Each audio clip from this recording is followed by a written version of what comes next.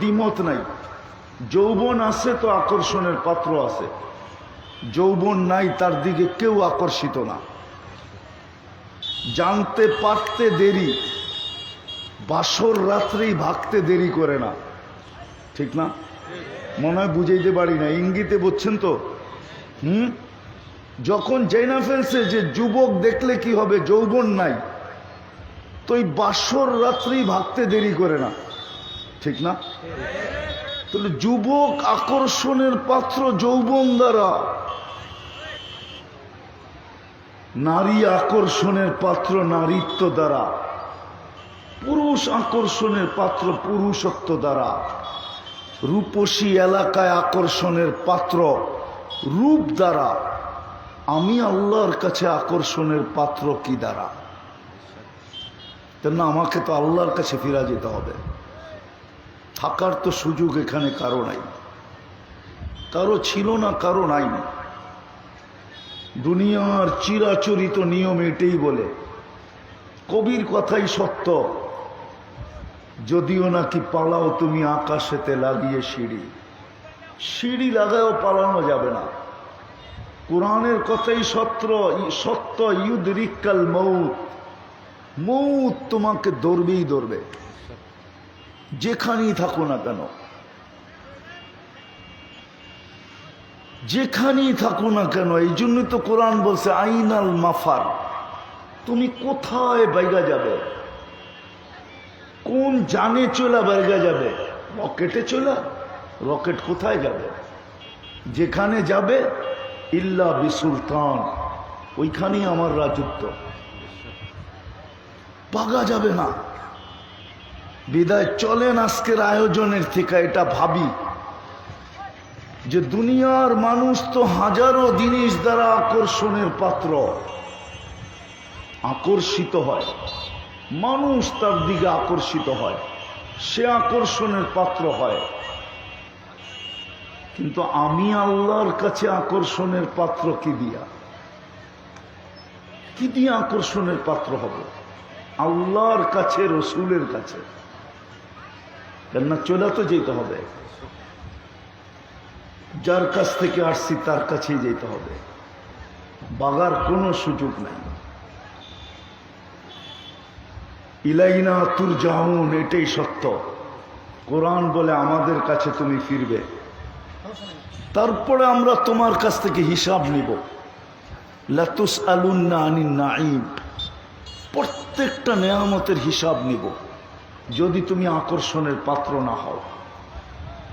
প্রত্যেকটা বিষয়ে তোমার কাছ থেকে হিসাব নিব। হিসাবের সময়টা এত লম্বা হইতে পারে, যদিও বিবেকে আসে না, বিবেকে আসে না, মেমোরিতে আসবে না, যুক্তিতে আসবে না যে আমার জীবনটা 60-70 বৎসর, এটার হিসাব নিতে 50,000 বৎসর লাগবে কেন? কুরআন তো বলে 50 আলফা সানা মিম্মা তাউদ্দুন, তোমাকে 50,000 বৎসর দাঁড় করায় হিসাব নেব। কিন্তু যুক্তিতে আসে না যে 60-70 বৎসরের হিসাব নিতে 50,000 বৎসর কেন লাগবে। কিন্তু আমি আপনাদেরকে মিলাইয়া দিতে পারি যে 50,000 বৎসর কেন লাগবে। দুই একটা দিয়ে মিলাইয়া দিই, বাকিটি বাড়িতে যে মিলাইয়া নিয়েন কেন লাগবে। ডেলি শ্বাস প্রশ্বাস নেই 1,60,000 বার, মাসে নেই কতবার, বৎসরে নেই কতবার।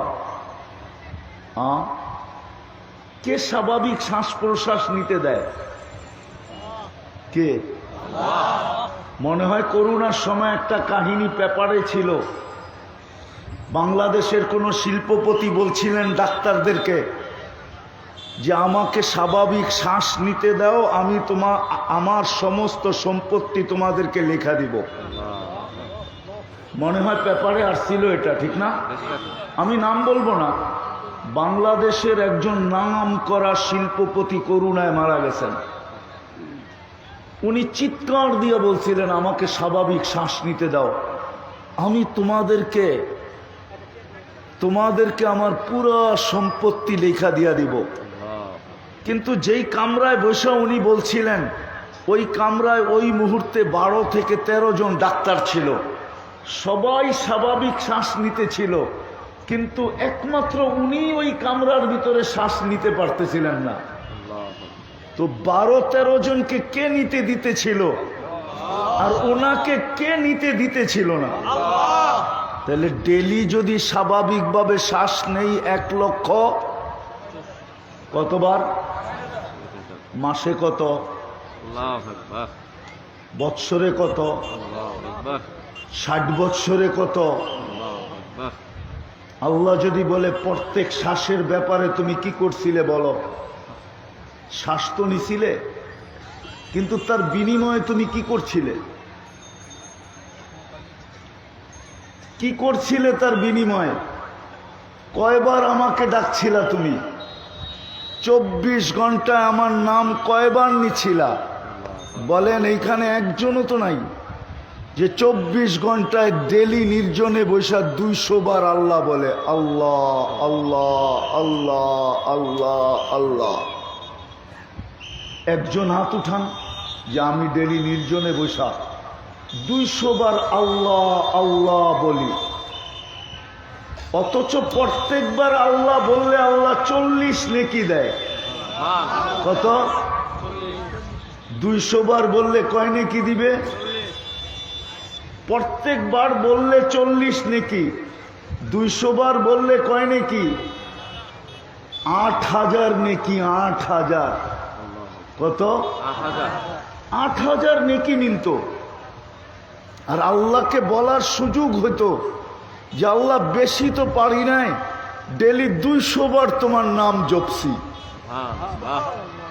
কিন্তু এখানে তো একজনও নাই, যুবকও নাই, বৃদ্ধও নাই, জানি না মা বোনরা আছে কিনা, কেউ তো হাত উঠাইতে পারতেছে না যে আমি ডেলি নির্জনে বৈশা 200 বার আল্লাহ আল্লাহ বলি। নির্জন বাদিয়ে দিলাম, হাঁটতে চলতে উঠতে বসতে ডেলি আমি 200 বার আল্লাহ বলা পুরা করি। বাজারে যাইতে আসতে, অফিসে যাইতে আসতে, গাড়িতে বসা অবস্থায়, চলা অবস্থায় 24 ঘন্টায় আমি 200 বার আল্লাহ বলি। এরকম তো একজন নাই,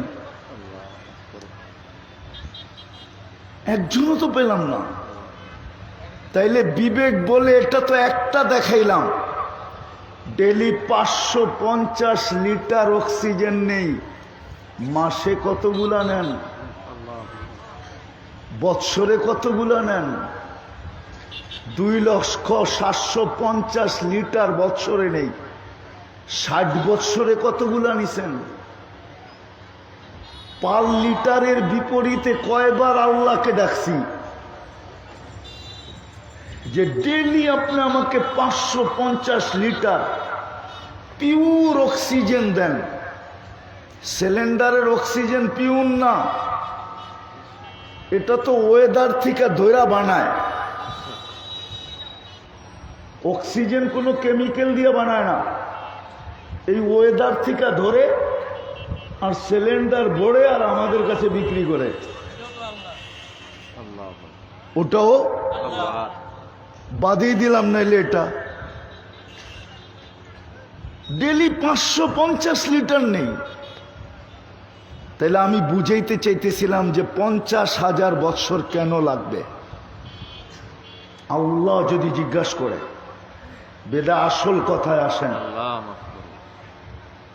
আজকে চিন্তা করি, ভাবি, বিবেকের পর্দা খুলি, বিশেষ করে যুবকদের পায়ে হাত দিয়া বলবো, মা বোনদেরকে বলবো, আপনাদেরকে বলবো, মুসলমানকে বলবো যে নিজেকে মুসলমান ভাবে, স্বীকার করে, তার এটা চিন্তা করা উচিত।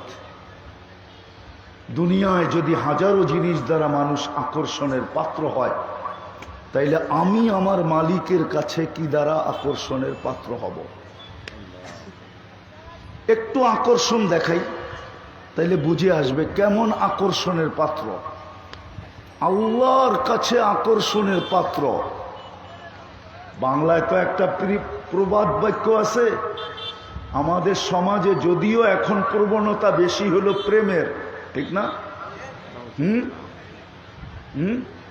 নাহলে 14 তারিখে ফুলের এত শর্ট হবে কেন? শর্ট হয় না? হয় না?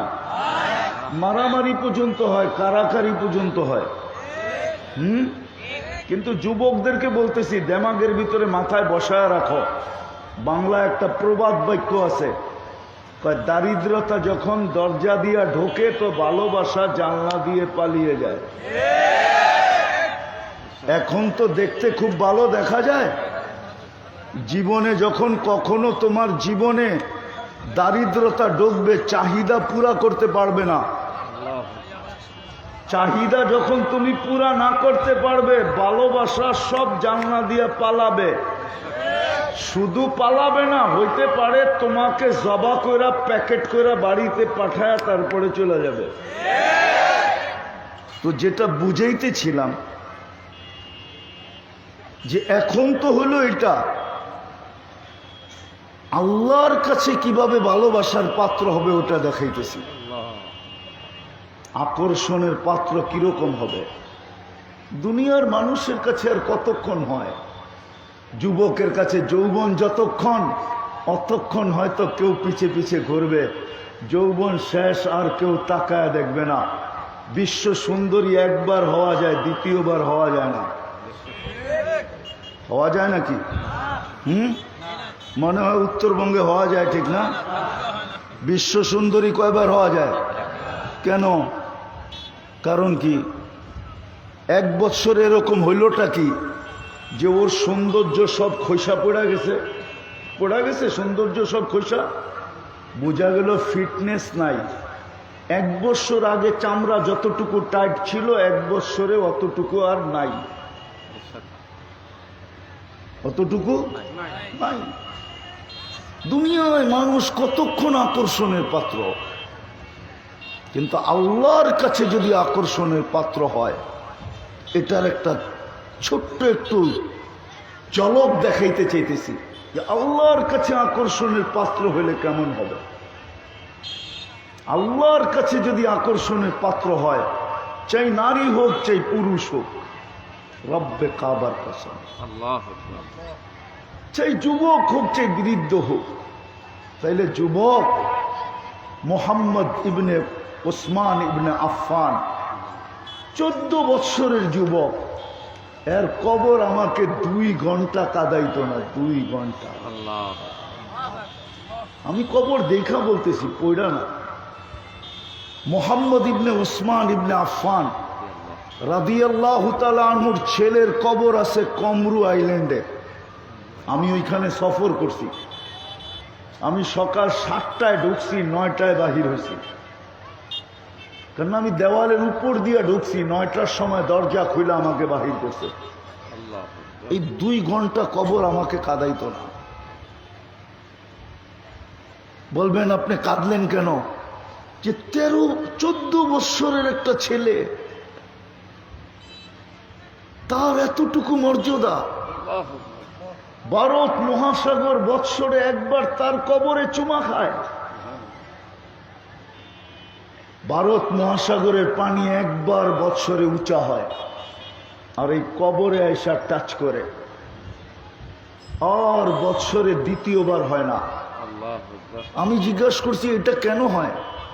তো কমরু আইল্যান্ডার আমাকে জবাব দিতে পারে নাই। তা আমি বলছি আমার ভিতরের ধারণা বলে ভারত মহাসাগর মদিনা মুনাব্বারায় যায় রওজায়ে আতহারে চুমা খাওয়ার ক্ষমতা রাখে না। মনে হয় সে আল্লাহকে এটাই বলছে, আল্লাহ মদিনা মুনাব্বারা আরব সাগরকে ডেঙ্গায়া ওভারটেক করে আর উপর দিয়া যায়া মদিনা মুনাব্বারায় কবরে চুমা, রওজায়ে আতহারে চুমা খাওয়া আমার পক্ষে সম্ভব না। কিন্তু এইখানেও এক মুহাম্মদ শুয়া আছে, যার সম্পর্ক মুহাম্মদুর রাসূলুল্লাহ সাল্লাল্লাহু আলাইহি ওয়াসাল্লামের সাথে। ওসমান ইবনে আফফান জিন্নুরাইনের সন্তান, নামেও মুহাম্মদ। আমাকে একটু অনুমতি দেন না, আমি বৎসরে একবার হইল এর কবরে চুমা খায়া মদিনায় চুমা খাওয়ার স্বাদ মিটাইতে চাই। আমার মনে হয় ভারত মহাসাগরকে এই জন্যই আল্লাহ বৎসরে একবার এই অনুমতি দেয় যে তুই কবরে চুমা খায়া একটু স্বাদ মিটায় এলো। এই দৃশ্য আমাকে কাঁদাইছে যে হায় 14 বৎসরের যুবক সে কোথায় আর আমার সমাজের যুবকরা কোথায়। আমার সমাজের যুবকদেরকে দেখলে তো আমার চোখে পানি আসে, বুক ফেটা যায়, কাউকে বলতে পারি না, ভিতর ফেটা যায়, শুধু আল্লাহকে বলি আল্লাহ ইয়া লাইতানি মিত্তু ক্বাবলা হাদা ওয়া কুনতু নাসিয়াম মানসিয়া। আল্লাহ এই দৃশ্য দেখার আগে যদি মওত হইতো তো ভালো হইতো। আমার সমাজের যুবক কেন এরকম, যুবতীরা কেন এরকম, আর ওই যুবক এরকম কেন যে যার কবরে ভারত মহাসাগর চুমা খায়, সেও তো যুবক, সেও তো যুবক। বেলাল রাদিয়াল্লাহু তাআলা আনহুর কবর তো দূরের কথা, বাড়ি দেখলে চোখে পানি আসে, অথচ বেলালও তো গরিব ছিল, কৃতদাস ছিল। আমার সমাজের গরিব কেন এরকম? বেলাল রাদিয়াল্লাহু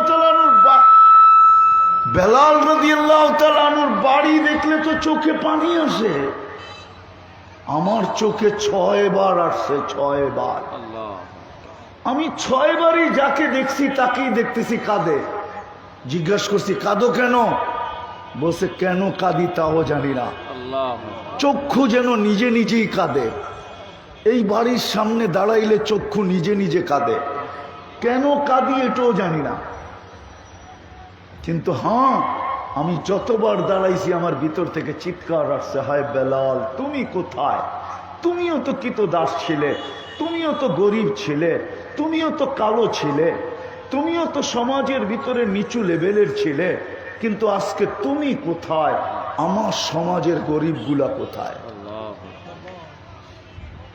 আমার সমাজের সাধারণ মানুষগুলো কোথায়? তুমি কেমন আকর্ষণের পাত্র, তুমি কেমন আকর্ষিত? বাদ দিলাম ওটাও, রাবেয়ার বাড়ি দেখলেও চোখে পানি আসে। আমি 6 বার দেখা বলতেছি, 6 বার। ঠাকুরগার মানুষ, আমি 6 বার দেখা বলতেছি, রাবেয়ার বাড়ি দেখলেও চোখে পানি আসে। অথচ রাবেয়া কৃতদাসী ছিল, কৃতদাসী, ইথিওপিয়া বাড়ি ছিল। আজকে রাবেয়া কোথায়? আমার সমাজের মেয়েরা কোথায়? রাবেয়ার আকর্ষণের পাত্র কেমন? চলেন আরেকটু নিয়ে যাই, হয় ফেরাউনের কৃতদাসীর কবর থেকে এখনো সুগ্রাণ বাহির হয়। আমি তো দেখা বলতেছি, আমার সাথে যদি কেউ কিতাব নিয়ে চ্যালেঞ্জ করতে আসে, আমি ওর সাথে কিতাব নিয়ে চ্যালেঞ্জ করব না। আমি তো ওরে বলবো কাট টিকেট চল আমার লগে, কাট টিকেট ল ভিসা চল আমার লগে, রাখ তোর কিতাব। সবকিছু কিতাব দিয়ে বোঝা যায় না, সবকিছু কিতাব কি দিয়ে বোঝা যায় না, কিতাব দিয়ে বোঝা যায় না, চল আমার সাথে। আমি তো দেখা হিসা বলতেছি, ওই গ্রান আমার নাকে আছে, ওই নাক লাগবে, তাইলে আমার নাকের থেকে গ্রান নিতে পারবে। কিন্তু নাকটা ওরকম লাগবে, যেই কোনো নাক নিতে পারবে না। যদি নাক ওরকম হয় তো আমার নাকের ভিতর থেকে গ্রান নিতে পারবে, ওই গ্রান আমার নাকে এখনো আছে, আমি এখনো পাই। অহংকার করে বলতেছিলাম। ফেরাউনের কৃতদাসী কিয়ামতের সকাল পর্যন্ত গ্রান বাহির হবে।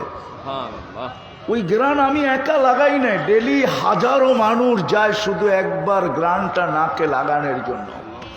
আর আমার বিশ্বাস, যার নাকে একবার লাগছে ও দুনিয়ার কোনো পারফিউম ব্যবহার করবে না। ও করবে তো করবে কি করে? ফাতেমা রাদিয়াল্লাহু তাআলা আনহার কথাই তো সত্য, ইয়া মান শাম্মা তুরবাতা আহমাদি ফাকাদ শাম্মা মিনাত তিবি গাওয়ালিয়া। যে আল্লাহ রসুলের রওজায় আথারের মাটির গ্রান নাকে নিয়ে নিছে, ওর জন্য তো দুনিয়ার কোনো গ্রানই না। না গ্রান কি বলে আপনারা, গ্রান? কোনো গ্রানই না। তা আল্লাহ রসুল জিজ্ঞেস করছে এই গ্রান কোত্থেকে, কতদিন? বলছে জান্নাতের গ্রান কিয়ামতের সকাল পর্যন্ত বাহির হবে। কেমন আকর্ষণের পাত্র! এরকম হাজারো কবর আছে, হাজারো, আমার এই দুই চোখে দেখা। আমি অহংকার করে বলতেছি না, আল্লাহ জানে। 2-4-5 হাজার সাহাবীর কবর আমি বাদ হবে দেখি নাই, বাকি সব দেখা শেষ। জমিনের বুকে কোনো চিহ্নিত নবীর কবর নাই যেটা আমি এই দুই চোখে না দেখছি। বিদায় ওই গ্রান আমার নাকে আছে। এই জন্য আপনাদেরকে বলতেছি, কথা কিন্তু আমি গুছায়া নিয়ে আসছি, কথা লম্বা হবে না, সুযোগও আমার হাতে নাই।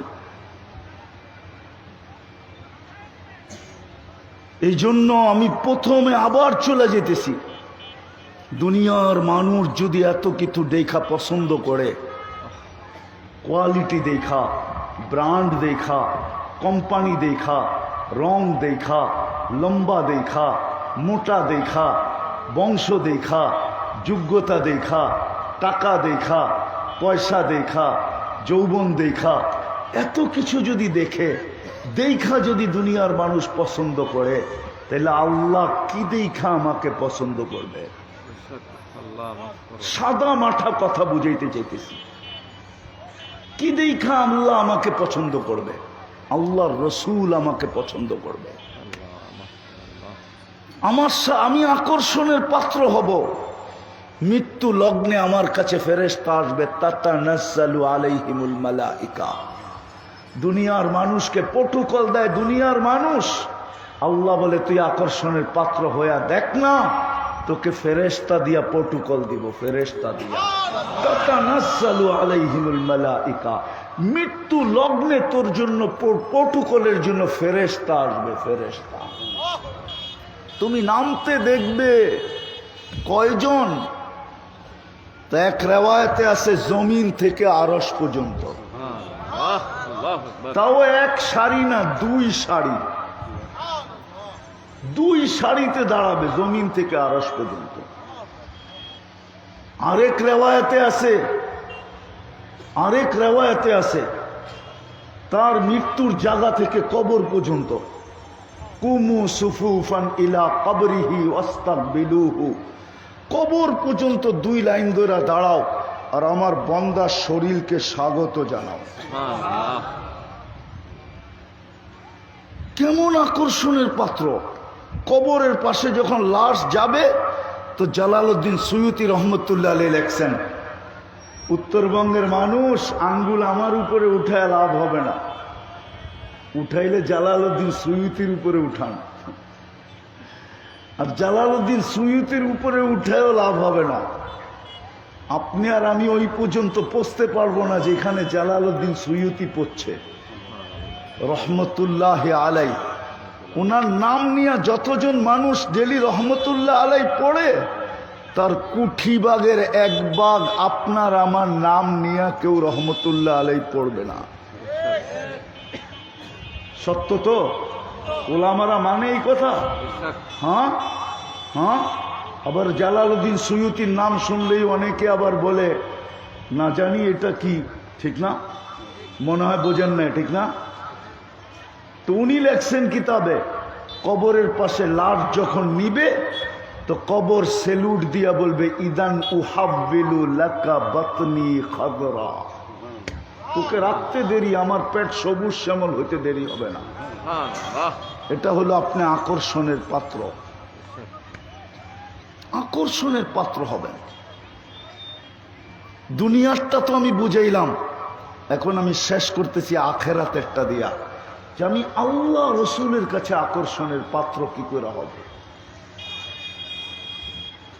কি করে ওনাদের কাছে আমি প্রিয় পাত্র হব। কেননা চলে তো যেতে হবে। কবরে প্রথম প্রশ্ন হবে, মান হাদার রাজুলু বুইসা ফিকুম। এই ব্যক্তিকে যে তোমাদের ভিতরে প্রেরিত ছিল। প্রথম প্রশ্ন। যদিও অনেকে দ্বিমত করবে, বলবে মান রব্বুকা প্রথমে প্রশ্ন হবে না, এই রেওয়ায়েতও আছে প্রথমে প্রশ্ন হবে মান হাদার রাজুলু বুইসা ফিকুম, এই ব্যক্তিকে, বাকিগুলা পরে হবে। যদি প্রথমটা দিয়া দিতে পারে জবাব, দুই দিক থেকে যদি জবাব চলে আসে যে কাকে চিনাইতেছ,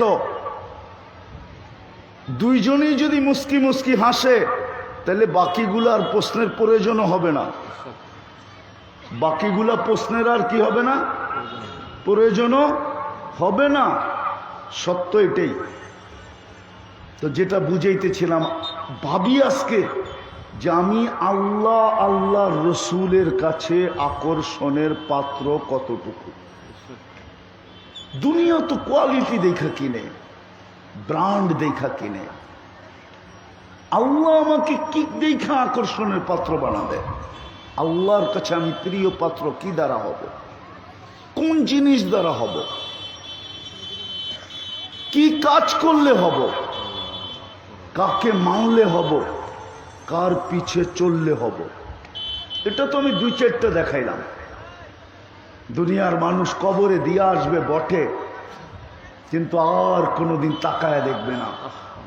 কিন্তু যদি আল্লাহ আল্লাহ রসুলের কাছে আকর্ষণের পাত্র হই, তো কোরআন বলে নাহনু আউলিয়া উকুম ফিল হায়াতিদ দুনিয়া ওয়া ফিল আখিরাহ। সত্য এটাই, ফেরেশতারা কোনোদিন আমার সঙ্গ ছাড়বে না, কবরও আমার সঙ্গ দিবে, আমাকে একা একই অনুভব করতে দিবে না যে আমি একা, এই কথা আমাকে ভাবতে দিবে না ফেরেশতারা। ওরা তো চতুর্দিকে আমার থাকবে, আমাকে ভাবতেই দিবে না যে আমি একা। এটা তো চিত্র দেখাইলাম, কিন্তু কি দ্বারা হব, কাকে মানলে হব, এটাই আমি বুঝাইতে চাইতেছি। আসেন, যেই কোনো মুহূর্তে চলে যেতে পারি। এই জন্যই মনে হয় আল্লাহ ডেলি ধ্বনি দেয় আমাদের কানে। ধ্বনি বোঝেন তো, আওয়াজ দেয়, ইবনা আদম ফাইন্নাকা গায়রা মুখাল্লাদ। আল্লাহ বলে, আদম সন্তান তুই চিরঞ্জীব না, ফাইন্নাকা গায়রা মুখাল্লাদ, তুই চিরঞ্জীব না। যুবকদেরকে বলে কাম মিন শাব সাবাকাকা ইলাল মউত, ও যুবক তাকায় দেখিস না কেন, তোর মতো কত যুবককেই তো আমরা যৌবন সহ কবরের কোলে শোয়ায় দিলাম, তোকেও শোয়ায় দিতে পারি। নারী পুরুষকে বলে তুমি চিরঞ্জীব না, ফাইন্নাকা গায়রা মুখাল্লাদ। শুধু আল্লাহ বলে না, জমিন প্রতিদিন বলে, তামশি আলা যাহরি মাসিরুকা ফি বাতনি, তোমাদের বিচরণ আমার পিঠে বটে, অতি সত্বর তোমরা আমার পেটে আসবে। সূর্য পর্যন্ত আজকে ডুবতে ডুবতে বলছে, চিৎকার দিছে চিৎকার। যদিও ঠাকুরগার মানুষের কানে আওয়াজ আসে নাই, আমারটা সত্য মানেন, সূর্য চিৎকার দিতে দিতে ডুবছে। লান আউদ ফি হায়াতিকা আবাদা, হতে পারে ঠাকুরগার মানুষ কালকে সকালে তোমরা কেউ আমাকে আর উঠতে দেখবে না। যদি বলেন আমরা কোথায় যাব, তাইলে একটা দৃষ্টান্ত দেখাই। ডিসেম্বরে তুর্কিতে ভূমিকম্প আসছিল, এক রাত্রে 1.5 লক্ষ লোক মারা গেছে। কি সূর্য উঠতে দেখছে না দেখে নাই?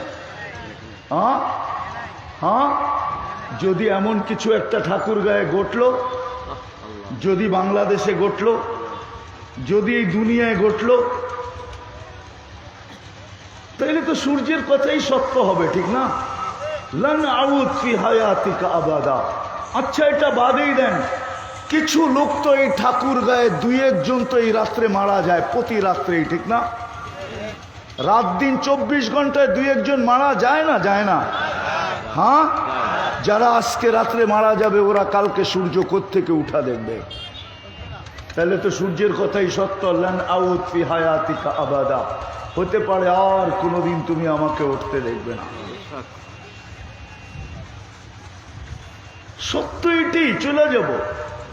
এই জন্যই ধ্বনি দেয়, শুধু সূর্য দেয় আর শুধু জমিন দেয়, আমাদের বাড়ির কুকুরটা পর্যন্ত দেয়। কুকুরটাও মাঝে মাঝে বলে আনকিদ নাফসাকা মিন গাযাবিল জাব্বার। আপনি হয়তো শোনেন ঘেউ ঘেউ করে, আসলে ও ঘেউ ঘেউ করে না, ওর বাসা জানি না, এই জন্য বুঝি না। ও বলে আনকিদ নাফসাকা মিন গাযাবিল জাব্বার, আনকিদ নাফসাকা মিন গাযাবিল জাব্বার। আল্লাহর শাস্তি থেকে তুই তোকে বাঁচা। ফাইন্নাকা লা তুতিক, আল্লাহর শাস্তি তোর উপরে চলে আসলে তুই সইতে পারবি না, বাঁচা। বিদায় আসেন শেষ কথায় যে আল্লাহর কাছে আকর্ষণের পাত্র হব কি দ্বারা, রসুলের কাছে হব কি দ্বারা। যে আকর্ষণের পাত্র হলে আল্লাহ আমাকে মূল্যায়িত করবে, মূল্যায়ন করবে, আল্লাহ আমাকে দাম দিবে, ইজ্জত দিবে, সম্মান দিবে। কেমন দিবে? যেমন বেলালকে দিছেন। বেলাল যেখানে ওইখানে কেউ নাই, কেউ নাই, সত্য। কিন্তু ওনাকে আমি এক নম্বরে আনতেছি না, আবু বকর সিদ্দিক রাদিয়াল্লাহু তাআলা আনহু এক নম্বর। কিন্তু বেলাল যেখানে ওইখানে কেউ নাই। জমিনে চললে জান্নাতে পদধ্বনি হয়, মদিনার থেকে দূরে চলে গেলে স্বপ্নে যায় ডাইকা নিয়ে আসে, ঠিক না? হ্যাঁ, স্বপ্নে যায় ডাইকা নিয়ে আসে। কে নিয়ে আসে? মুহাম্মদুর রাসূলুল্লাহ। আমাদেরকে তো ডাকবে দূরের কথা, এইখানে কয়জন আছে? সাদা দাড়িওয়ালা বলবে যে আমি এই জীবনে আল্লাহর রসুলকে এতবার দেখছি। বেশিরভাগই তো বলবে একবারও দেখি নাই, ঠিক না? হয়তো দুই চারজন হইতে পারে যারা বলবে যে আমরা আল্লাহর রসুলকে স্বপ্নে দেখছি। মা বোন কয়জন বলতে পারবে? যুবক কয়জন বলতে পারবে যে আমি আল্লাহর রসুলকে স্বপ্নে দেখছি? একজনও তো বলতে পারবে না। অথচ আমি নিয়ে আসতে পারি এখানে। যৌবন বয়সে একবার না একাধিকবার দেখা শেষ। এখন তো যুবক এটা বলে আমি হাঁটি না যে আল্লাহ রসুলকে সামনে দেখি। ডাইনে তাকাইলে দেখি রসুলের চেহারা দেখা যায়, বামে তাকাইলে দেখি রসুলের চেহারা দেখা যায়, সামনে তাকাইলে দেখি রসুলের চেহারা দেখা যায়। কেননা বারবার দেখতে দেখতে একটা ছবি সামনে চলে আসে না? আবার বলে চোখ বন্ধ করলেই মনে হয় দেখতেছি। আছে, এরকম যুবকও দুনিয়াতে আছে, আনা যায় এখানে আনলে আছে, আমি চিনি, আছে আছে, কিন্তু আমরা তো জীবনে দেখলাম না।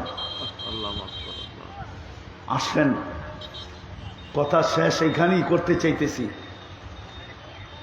হাতেও সময় নেই, কথা শেষ এখানেই করতে চাইতেছি যে আল্লাহর কাছে কি দিয়ে আমি আকর্ষণের পাত্র হব, নাইলে এই চেহারাটা কালকে কি করে দেখাবো?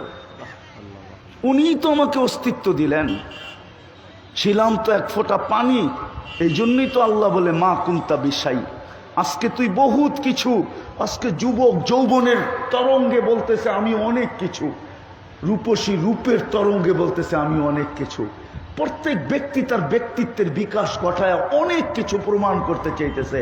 আর আল্লাহ বলতেছে মা কুন্তা বিশাই, তুই কিছুই ছিলি না, কুন্তা মা আম্মাহিনা, তুই নিকৃষ্ট একটা পানির ফোঁটা ছিলি। সুম্মা দামা, পরে রক্ত, সুম্মা মুদগা, পরে রক্তপিণ্ড, সুম্মা এভামা, তারপরে কঙ্কাল, ওয়াকাসাইতু আলাইহি লাহমা, এর উপরে আমি গোশতের আবরণ চড়াইয়া দিছি। কুন্তা সগীরা, বড় ছোট ছিলি, ফাকাব্বারতুক, আমি বড় করছি। কুন্তা দাঈফা, দুর্বল ছিলি, ফাকাওয়াইতুক, আমি সুঠামত্ব দিছি। কুন্তা জাহেলা, অজ্ঞ ছিলি, ফাআল্লামতুক, আমি শিক্ষা দিছি। কুন্তা মিসকিনা, তুই মার পেটের থেকে অসহায় আসছিলি, অসহায়।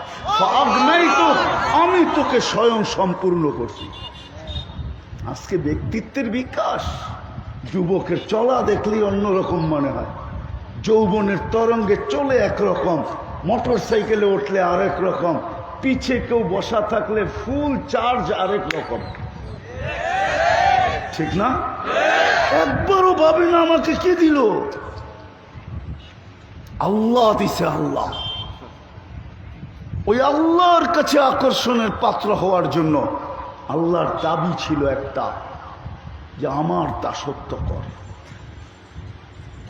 আমার হয়ে যা, আতিউল্লাহ, আমাকে মান, আমার কাছে আকর্ষণের পাত্র হবি। আল্লাহ আপনার কাছে আকর্ষণের পাত্র হইলে কি হবে? ওটাও জবাব দিছেন, অজাত্তানি অজাত্তা কুল্লা শাই। আমার কাছে আকর্ষণের পাত্র হইতে দেরি, সৃষ্টির কাছে আকর্ষণের পাত্র হইতে দেরি হবে না। আল্লাহ তখন কি হবে? চাঁদকে তখন কি হবে? চাঁদকে ইশারা করলেও দুই টুকরা হয়ে যাবে, আল্লাহু আকবার। সূর্যকে ইশারা করলে থেমা যাবে, টোকা দিলে ভূমিকম্প দূরবিত হবে, ইশারা করলে অগ্নিগিরি পিছে যেতে বাধ্য হবে, সমুদ্রের উপর দিয়া ঘোড়া দৌড়াইতে চাইলে দৌড়ায়া যাবে, ঘোড়ার খুর পর্যন্ত ভিজবে না। বৃষ্টির দরকার, মেঘ না থাকলেও ইশারা করলে মেঘ হয়ে নাইমা আসবে। যা চাবে তা হবে।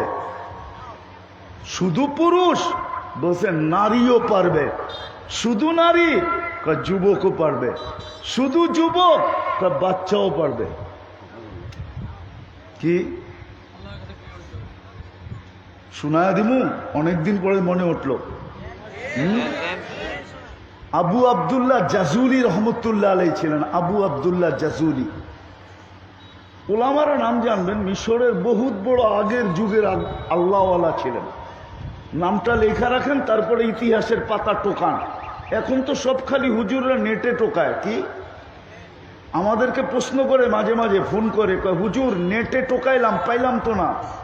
আচ্ছা বলেন, নেট অর্থ কি? কি কি আচ্ছা, জাল বাংলায় কারে কয়? 2 নম্বর। ওইখানে আপনি আমার 1 নম্বর পাবেন কই? ওইখানে তো আছেই 2 নম্বর। কি কি আপনি কিতাবে খোঁজেন। আবু বকর আবু আবদুল্লাহ আল জাজুলি বড় আল্লাহওয়ালা ছিলেন, শাফি মুসাবের। মিশর বাড়ি ছিল। উনি একদিন বাহির হয়েছেন সফরে, তো নামাজের সময় হয়ে গেছে, পানি পাইতেছিলেন না। তো খুঁজতে খুঁজতে একটা কুয়ার কাছে গেছে, যে দেখে কোনো বালতি নাই। কি নাই? কি নাই? বালতি নাই। পানি তো আছে, বালতি নাই। তো পাশের ঘরের ছাদের উপরে একটা বাচ্চি খেলতেছিল, মেয়ে, ছোট মেয়ে। তো ডাক দিছে, ওই মেয়ে একটা বালতি দে। তো জিজ্ঞাসা করছে, তুমি কে? আমি আবু আবদুল্লাহ আল জাজুলি। তো বলছে, কেন, কি জন্য? মেয়ে চিনা ফেলছে, যে আমার উঁচু করব, পানি উঠাইতে হবে, বালতি দাও। তো বলছে, এত বড় শাইখ হইয়া বালতি তালাশ করতেছো, পানি উঠাইতে পারো না?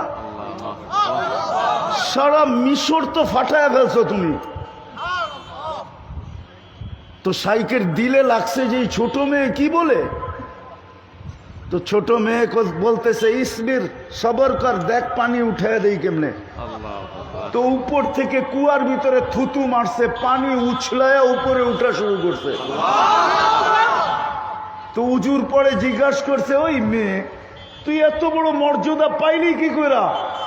আমি বকরি চড়াই, শোন, সারা দিন আমি আল্লাহর রসুলের উপরে দুরুদ পড়ি, দুরুদের বরকতে আল্লাহ আমাকে এই মর্যাদা দান করছে। থুতু দিয়া পানিকে উছলায় উঠায় দিলাম। বাচ্চাও পারে, বাচ্চা। পুরুষ তো পুরুষ, নারী তো নারী, নারী তো নারী, যুবক তো যুবক, বৃদ্ধ তো বৃদ্ধ, বাচ্চাও পারে, বাচ্চা। বাচ্চাও পারে যদি সম্পর্ক হয়। কিন্তু প্রশ্ন হয়ে যাবে একটা, যে আল্লাহ আপনাকে মানবো তো মানবো কি করে? লা তারা কাল ওয়ুন, আপনাকে তো চোখে দেখা যায় না। ওয়ালা তুখালিতুকাদ দুনুন, আপনাকে তো ধ্যান ধারণায় আনা যায় না। ওয়ালা ইয়াসিফুকাল ওয়াসিফুন, আপনাকে তো বর্ণনা দিয়ে শেষ করা যায় না। সামান্য একটা পদস্থ মানুষ, একে ধরতে গেলেই জুতা ক্ষয় হয়ে যায়, কখনো দড়া দেয়, কখনো দেয় না। ঠিক না? আপনি তো আপনিই, ঠিক না?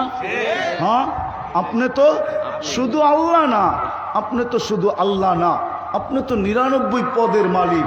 আপনি তো রহমান, আপনি তো রহিম, আপনি তো মালিক, अपने तो कुद्दूस, अपने तो सलाम, अपने तो मुमिन, अपने तो मुहैमिन, अपने तो अजीज, अपने तो जब्बार, अपने तो मुतकब्बिरुल खालिकुल बारिकुल मुसव्विरुल गफ्फारुल क़ह्हारुल वह्हाबुर रज़्ज़ाकुल फ़त्ताहुल अलीमुल क़ाबिदुल बासितुल खाफ़िदुर राफ़िउल मुइज़्ज़ुल मुदिल्लुस समीउल बसीरुल हकमुल अदलुल लतीफ़ुल ख़बीरुल हलीमुल अज़ीमुल गफ़ूरुल शकूरुल अलीयुल कबीरुल हफ़ीज़ुल मुक़ीतुल हसीबुल जलीलुल करीमुल रक़ीबुल मुजीबुल वासे अल हकीमुल वदूदुल मजीदुल बाइसुल शहीदुल हक़्क़ुल वकीलुल कवीयुल मतीनुल वलीयुल हमीदुल मूसी अल मुब्दी अल मुईद अल मुह्यी अल मुमीत अल हय्यु अल क़य्यूम अल वाजिद अल माजिद अल वाहिद अल अहद अल समद अल क़ादिर अल मुक़्तदिर अल मुक़द्दम अल मुअख्खर अल अव्वल वल आखिर अल ज़ाहिर वल बातिन अल वाली अल मुतवाली अल बर्रु तव्वाबुल मुंतक़िम अल अफ़ू अल रऊफ़ मालिक अल मुल्क ज़ल जलाली वल इकराम अल मुक़सित वल जामी वल गनी वल मुग़नी अल मानी अल दार अल नाफ़ि अल नूर अल हादी अल बदी अल बाकी अल वारिस अल रशीद अल सबूर। अपने तो 99 पदेर मालिक, আপনাকে পাবো তো পাবো কি করে, মানবো তো মানবো কি করে? আপনি তো 99 পদের মালিক। আল্লাহ বলে ঠিক আছে, মাইনা নিলাম তোমাদের প্রশ্ন, তাহলে আমার বন্ধুর গোলাম হয়ে দেখায় দাও, তাইলেই চলবে। এই জন্যই মনে হয় কবি লেখছেন, क्या वफा तूने मोहम्मद से तो हम तेरे हैं, क्या वफा तूने मोहम्मद से तो हम तेरे हैं, ये दुनिया क्या चीज है लौह कलम तेरे हैं, क्या वफा तूने मोहम्मद से तो हम तेरे हैं। যদি নবীর গোলাম হয়ে গেল, আমার বন্ধুর গোলাম হয়ে দেখায় দাও। আকর্ষণের পাত্র হওয়ার জন্য একটাই তরিকা, সেটা হলো আল্লাহর রসুলের গোলাম হওয়া, আল্লাহর রসুলের আদর্শে আদর্শবান হওয়া। তাইলেই আল্লাহ নিজেকে প্রিয়, আল্লাহ নাইলে হাদিসে কুদসির তর্জমা এটা, क्या वफा तूने मोहम्मद से तो हम तेरे हैं, क्या वफा तूने मोहम्मद से तो हम तेरे हैं, ये दुनिया क्या चीज है, ये मिट्टी क्या चीज है, लौह कलम तेरे हैं। वइन तुतीऊहु तहतदू मन अता अर्रसूल फकद अता अल्लाह इन कुंतुम तुहिब्बून अल्लाह फत्तबिऊनी युहब्बुकुमुल्लाह। ঠাকুরগার মানুষ, আপনাদেরকে দিয়ে আমি বুঝাইতে চাইতেছি, আজকে দুনিয়ার মুসলমান উম্মতে মুহাম্মদী যে আজকে সারা দুনিয়ার নির্যাতিত, আমার মনে হয় শুধু এক কারণে নির্যাতিত, আমরা রসুলের ইজ্জত রাখি নাই, মুহাম্মদুর রসুল্লাহর ইজ্জত রাখি নাই, যার কারণে আমরা সারা দুনিয়ায় নির্যাতিত। চলেন আজকে এই মজলিস থেকে তওবা করি, তওবা করি, মনের থেকে তওবা করি, আল্লাহর রসুলের আদর্শ দ্বারা নিজেকে সাজাই। আমি তো বলি, এই ঠাকুরগার যুবকরা যদি শুধু চুল আটলার রসুলের আদর্শে কাটতো, চুল, এরা তো নেটে দেখা চুল কাটে, নেটে দেখা, নেটের ভিতরে ডিজাইন দেখে, তারপরে স্ক্রিনশট দেয়, তারপরে সেলুনে নিয়ে যায়। 50 টাকার চুল 200, 300, ঈদের সময় 500, 1000 টাকা দিয়ে কেটে আসে। আমাদের মা বোনরা সারাদিন নেটে দেখে তারপরে সাজগোজ করে। পার্লার ব্যতীত কোনো সাজগোজ এখন গ্রামেও নাই, পার্লারে যে সাজে, নেটে দেখা কাপড়ের ডিজাইন বাহির করে, নেটে দেখা হাতের মেহেন্দির ডিজাইন বাহির করে, সব নেটে শরণাপন্ন। আফসোস আফসোস আফসোস, যুবক যদি শুধু চুল আল্লাহ রসুলের স্টাইলে কাটতো, হাউজে কাউসারের দেয়া পানি পান করার পরে যদি হাতটা লম্বা করে পাতত, আল্লাহ রসুল যদি বলতেন পানি তো পান করা হয়ে গেল, গ্যারান্টি তো মিলা গেল, কেননা হাউজে কাউসার যার পেটে যাবে আমি গ্যারান্টি দিলাম ওই পেট কোনোদিন দুযোগে যাবে না, ওই পেট দুযোগে যাওয়ার যোগ্য না। হাউজে কাউসার তো মিললো, এখনো হাত পাইতে দাঁড়ায় আছিস কেন? তো মুস্কি হাসি দিয়া বলতে পারতো সারা জীবন আপনার স্টাইলে চুল কাটছি, হাউজে কাউসার তো আগের থেকেই পাওনা ছিলাম, আপনার অঙ্গীকার ছিল কিয়ামতের দিন আমাদেরকে হাউজে কাউসার পান করাবেন, কিন্তু সারা জীবন যে আপনার স্টাইলে চুল কাটলাম ওটার জন্য কি দিবেন, ওটা দেন না। যুবক তো হাত পাততে পারতো, মা বোনরা তো ফাতেমার পাশে যে দাঁড়াইতে পারতো। আমাকে বাংলাদেশের এক নারী নিয়ে আসেন, এক নারী চ্যালেঞ্জ নিয়ে আসেন বাহির করা, যে বাসর রাতে সাজ ফাতেমার মতো সাজছে। বান্ধবীদেরকে বলছে, বাড়ির মানুষ পাড়া প্রতিবেশীর মেয়েদেরকে বলছে, বা পার্লারে যায় বলছে আজকে সাজ কার মতো জানিস, কার মতো? ফাতেমার মতো সাজতে আসতি, ফাতেমার মতো সাজায় দিবি। যদি বলে ফাতেমার মতো কেন? জীবনের প্রথম সাজ ফাতেমার মতো সাজতে চাইতেছি, বাসর রাতের সাজ। কিয়ামতের দিন যখন আল্লাহ ফাতেমার হাতে জান্ডা দিবে আর বলবে তোর মেয়েদেরকে ডাইকা চল জান্নাতে, ওই দিন যেন জান্ডার নিচে আমিও দাঁড়াইতে পারি। ফাতেমা যদি বলে তুমি কোত্থেকে আসলে, আমিও যেন মুস্কি হাসি দিয়া বলতে পারি কিচ্ছু নাই বটে, তোমার কথা সত্য, কিন্তু বাসর রাতের শ্বাসটা তোমার মতো ছিল, এই জন্য জান্ডার নিচে চলে আসছি, আমাকে নিয়ে চলো। নিয়ে আসেন ঠাকুরগার এক মা আমার সামনে, এক মেয়ে নিয়ে আসেন যাদের বিয়ে হয়ে গেছে, বাসর রাতের শ্বাসটা ফাতেমার মতো সাজছে। ওলামা বলুক বাসর রাতের ফাতেমা সাজে নাই না? সাজে নাই? কিতাবে নাই? সাজে নাই? এলোমেলো চলছিল, হ্যাঁ সাজে নাই? সাজার জন্য তো একজন দিয়েই দিছিলেন না, কৃত দাসী দেন নাই? হ্যাঁ দিছিল না, দেন নাই? সে সাজাইছে না সাজায় নাই? সাজানো ছাড়াই আলীর কাছে চলে গেছে। তাহলে ফাতেমার সাজ কেমন ছিল? আসেন, আজকে আমাদের দুরবস্থার একমাত্র কারণ আমরা নবীর ইজ্জত রাখি না।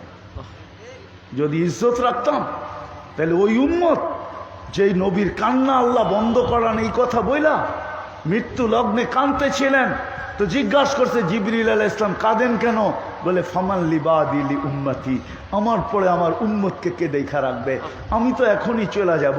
তো আল্লাহ অঙ্গীকার করছিলেন লা আতরুক উম্মতাকা ওয়াহদা, আপনার উম্মতকে আমি একা ছাড়বো না, আমি দেখা রাখবো, আপনি চলে আসেন। এখন যদি আল্লাহকে প্রশ্ন করি, আল্লাহ ফিলিস্তিনে কেন দেখা রাখেন না? সারা দুনিয়ার মুসলমান তো নির্যাতিত, আজকে আমাদেরকে দেখেন না, তো দেখেন না কেন? আমরা চোখের পানি জড়াই, আমাদের দোয়া কবুল করেন না, তো করেন না কেন? এই রমজানে হেরেমে এত কান্না হয়েছে, আমার জীবনে আমি এত কান্নার রোল হেরেমে দেখি নাই। আল্লাহ দোয়ায় কুনুতের পরে, কুনুতে নাজেলার পরে বেতেরের ভিতরে দোয়া যে করছে, এত কান্না। দুই হেরেমে মক্কার মদিনায় পানি কোথায় গেল? উপরে উঠলো না কেন? একটু ভাবেন না আমার কথা, কেন উপরে উঠলো না? হেরেমে বৈশা তো কাঁদতেছে। এক হেরেমে রসুল, এক হেরেমে আল্লাহ, মক্কা মদিনায় বৈশা কাঁদতেছে, পানি কোথায় গেল? কোথায় গেল পানি?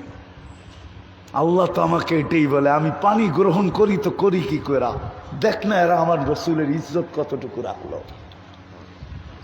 যুবক তো নেটে দেখা চুল কাটে, পোশাক দেখেন, আশাক দেখেন। বিদায় আসেন, আজকে তওবার সময় আসছে, নাইলে আরো বিপর্যয় আমাদেরকে দেখতে হবে, বেজ্জত হয়ে কবরে যেতে হবে। এই জন্য আসেন আজকে তওবা করি। করবেন? কে কে করবেন দেখি? পাক্কা মনের থেকে? তাইলে আল্লাহকে বলে দেন, আল্লাহ তওবা করলাম, আমাদের গুনাহ মাফ করে দেন। নামা কিচ্ছু করতে পারেন না, একটা করেন আজকের থেকে, তাইলে এই সভা সার্থক। যদি একটা করতে পারেন কিচ্ছু লাগবে না। এই উম্মত যদি আজকের থেকে 5 ওয়াক্ত নামাজ আল্লাহকে পড়া দেখাইতে পারে, আল্লাহর রসুলের সবচেয়ে বড় আদর্শ 5 ওয়াক্ত নামাজ। আল্লাহ ডাকে তারপরও আসে না, 99 পদের মালিক আসে তারপরও আসে না, ডাকে তারপরও আসে না। আল্লাহ ডেলি 5 বার ডাকে, মাসে 150 বার ডাকে, বৎসরে 1800 বার ডাকে। ও যুবক, তোর পায়ে হাত রাখা বলি, যদি তোর বিবেক ঠিক থাকে, তুই একবার ভাব যে আল্লাহ আমাকে যৌবন দিল, উনি ডেলি 1 বৎসরে আমাকে 1800 বার ডাকে, আমি কয়বার ওনার দ্বারস্থ যে কুদরতি পায়ে মাথা লাগাই, কয়বার ছুটা যাই আমি। আল্লাহ তো কথা বলতে ডাকে। উলামা মনে হয় আমার কথা মানবে না, কিন্তু আমি বইলা দিলাম, মান কাল্লাম আল্লাহু লাম ইউআদ্দিব, যার সাথে আল্লাহ কথা বলে তাকে শাস্তি দেন না, যাকে কথা বলার সুযোগ দেন তাকে শাস্তি দেন না, না না না না না। নামাজি কিন্তু আল্লাহর সাথে কথা বলে, মুসাল্লি উনাজি রব্বা, বুখারীতে আছে, নামাজি আল্লাহর সাথে কথা বলে। শুধু শুধু বলে নাই নামাজ জান্নাতের চাবি, শুধু শুধু বলে নাই নামাজ ওকে, জীবন ওকে, শুধু শুধু আল্লাহর রসুল আয়েশা সেজদা করেন নাই, যাওয়ার সময় চিৎকার দেন না, আসসালা আসসালা ওয়া মা মালাকাত আইমানুকুম, এই চিৎকার শুধু শুধু দেন নাই। আজকে যদি উম্মত শুধু 5 ওয়াক্ত নামাজ পড়ে, আমার মনে হয় আর কিচ্ছু লাগবে না, আল্লাহ নরম হয়ে যাবে, আল্লাহ মেহেরবান হয়ে যাবে, আমাদের লড়তে হবে না, মনে হয় ময়দানে আইসা লড়াই শুরু করে দিবে। আল্লাহ আবার ফেরেশতা পাঠাবে যদি আজকের থেকে 5 ওয়াক্ত নামাজ পড়ি। পড়বেন? কে কে অঙ্গীকার করতে পারি? পাক্কা? বিলকুল। যুবকরা কি বলে? আর ছাড়বো না নামাজ, ঠিক আছে? আল্লাহ আমাদেরকে আমল করার তৌফিক দান করেন। উঠাউঠি না করি, প্রোগ্রাম চলতে থাকবে, আর উঠাউঠি না করি।